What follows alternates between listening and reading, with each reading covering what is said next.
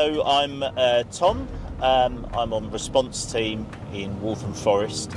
I've been on response for 7.5 years now. After my training, we were put onto Waltham Forest response team, so I haven't actually moved since then.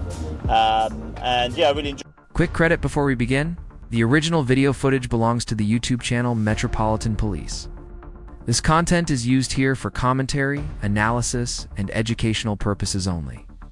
Full credit goes to the original creator, and a link to their channel is provided in the description.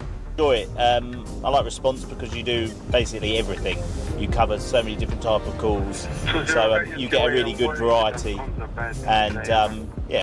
This is the hook people underestimate. Interesting in response policing usually means unpredictable. Calm conversations can flip into higher risk situations in seconds. That uncertainty is the real job. It makes the day very interesting. I'm PC Smith. I'm on 18 North in Waltham Forest. Been in the job for 4 years. I started on Mist and then I went to Safer Neighbourhoods in Leighton for about 6 months. And then I came to A-Team. I've been here for about 2 years now, 2.5 years. Really enjoy the job, variety of calls. Sort of bread and butter is a lot of domestic crime. That might be non-crime domestics or crime domestic, essentially. So we go to a lot of them, and we're getting a lot of robberies, phone snatchers at the moment. We also cover a lot of missing people as well. It's pretty much we get one high risk miss for a shift, don't we? Yeah, pretty much. We also probably don't realise how much time we spend off the road. Like that might be in hospitals. You know, if we've sectioned someone, we could be in the hospital all day. So people will see, you know, there might be a load of us out on duty, but then there's 12 abstractions, for example. There's 3 people on a crime scene, there's 2 people on a hospital guard. And suddenly what looks like a big parade room is really diminished all of a sudden. So, yeah, I think they perhaps don't know quite all the different things. Asterisk S, something the public rarely sees. Policing isn't just blue lights. Hospital guards, safeguarding. Paperwork, every abstraction quietly reduces the number of officers actually available on the street. We actually have to cover. So we're going to a female aggressive guest at a hotel, and she stated to the staff that she will kill the staff. She's been banned from the hotel, but she's refusing to leave. She's still currently there at the moment. She hasn't left yet. We've got a description, so we'll get there and see if we can see anyone and talk to the informant. And then when you're there, you'll judge how it might read differently from what it says on the CAD to what it. This is a crucial policing skill. CAD logs give information, not truth. Officers have to arrive neutral, because overreacting or underestimating risk can both end badly. It really is reality, so you sort of have to keep an open mind.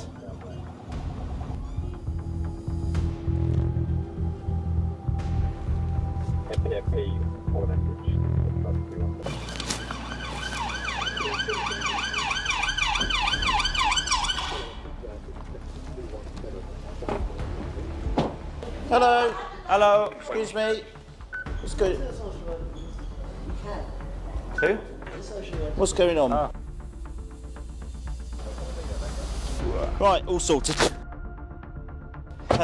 Yeah, that was a call with a female who's got mental health issues, and she's been put up by a social worker in a hotel for several weeks. She's been evicted, but she was kicking off. She didn't want to leave. Social workers basically arranged for her to go to another hotel, which we've assisted with. So we'll put on a report, goes to safeguarding, goes to social worker, and they're much happier now that they've that she's left. So Arrests. No drama, but this still matters. Mental health jobs are some of the most complex calls. Success here is de-escalation, not handcuffs. I think all parties are happy. We try and do as many visible patrols as we can in and around call taking, because obviously we're a response team. We have to pick up the calls that come out through the 999 system, but between those times, we do try and be as proactive as possible.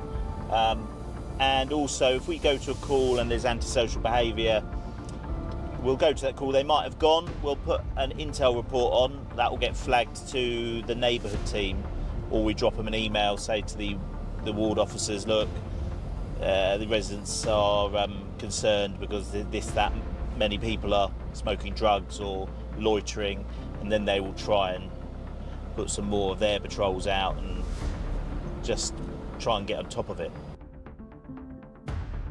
This call is from a member of the public saying there's a group of potential drunk males, drug users that are trying to get into a property.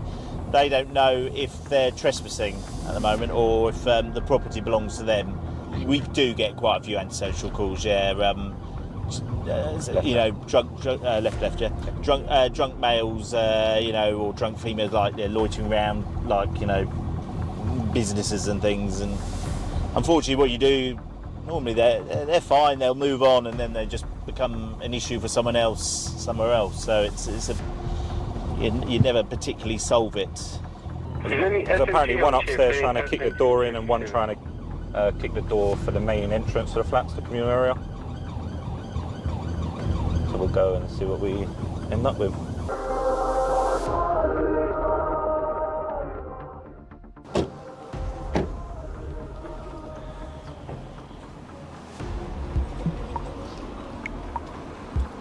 Did you call?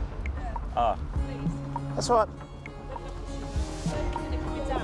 They've all run as well. They've run away from here. And what is he's up there going hard? He's leaving his property or just crack dealers. Sorry. So the resolution for that one is it's a house with a closure order, which means they've obviously had loads of antisocial behaviour. There's a court order basically saying no residents are meant to be there. We've got there, and obviously all these guests, let's call them, have gone. So, we can't prove that offence because they're not there. The male is quite vulnerable, so he's at risk of cuckooing, essentially, where people use their flat for drug taking and general antisocial behaviour. This is where vulnerability gets exploited. Cuckooing isn't just antisocial behavior. It's a safeguarding issue that sits right at the intersection of crime, addiction, and exploitation. Yeah. He was obviously quite het up. Didn't particularly want to speak to us that much. He just wanted us to assist him going back to his flat. We did check his flat. There was no one else in there. So we'll put on a report. It's essentially a report that goes to the local Safer Neighbourhood team, just to raise their awareness that the flat is still being used. And it is also trying to give that reassurance to the residents because it's an ongoing issue.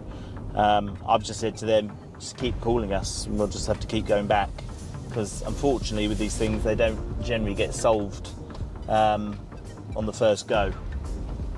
So yeah, report, he's fine, he didn't want to report any offences to us, so yeah, be a quick report to neighbours. It's an S grade, it's a bit out of time, happened about an hour ago. I think it's a dispute between daughter and mother. I think the daughter wants mum out of the house. It doesn't sound like there's any offences with this one.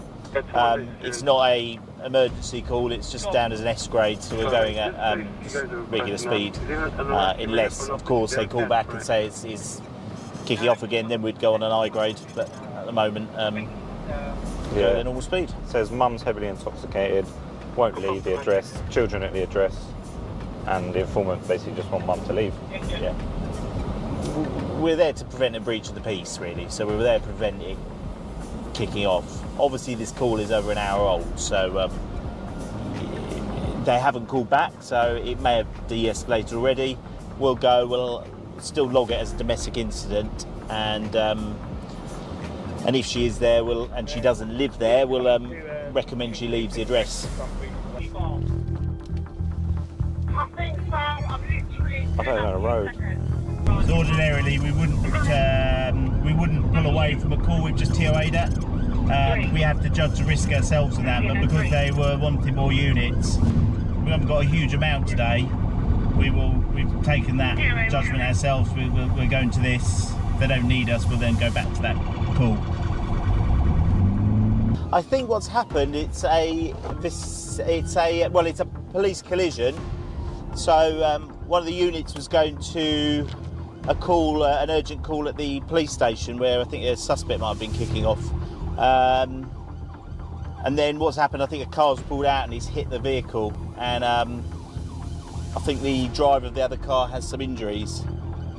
When anything like that happens, it's you have to close off the road, a traffic sergeant has to come down, and yeah, so there's a bit of a protocol with it. Late turns are always very busy. I think it is our busiest shift. You try and squeeze food in, so we've obviously had a bit of food. That can be rare. Sometimes you just don't really have time.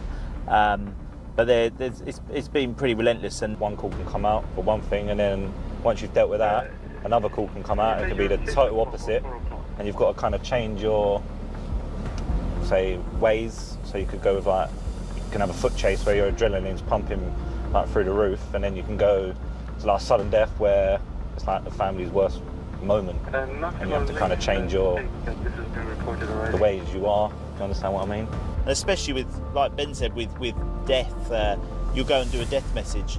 You're about to tell someone one of the worst things that they've ever heard, and you've got to be sensitive and you've got to be methodical. You've got to give the facts, but you've also got to give them the time and not just be a police officer, be another person telling them. This is the emotional whiplash of response policing. From adrenaline-fueled chases to delivering life-changing news, sometimes within the same hour, that mental switch is one of the hardest parts of the job. Telling that information